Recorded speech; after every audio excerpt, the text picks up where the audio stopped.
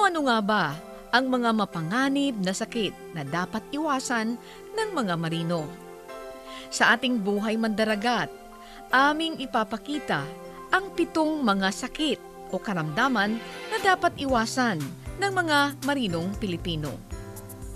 Una sa listahan ay ang hand and arm vibration syndrome. Pangalawa ang cardiovascular disease.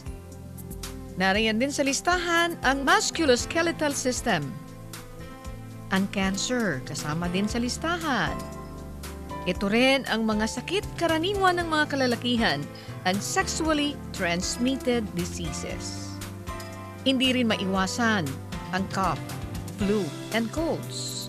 Ang pandemic and epidemic diseases na makukuha naman sa mga iba't ibang uri ng hayop.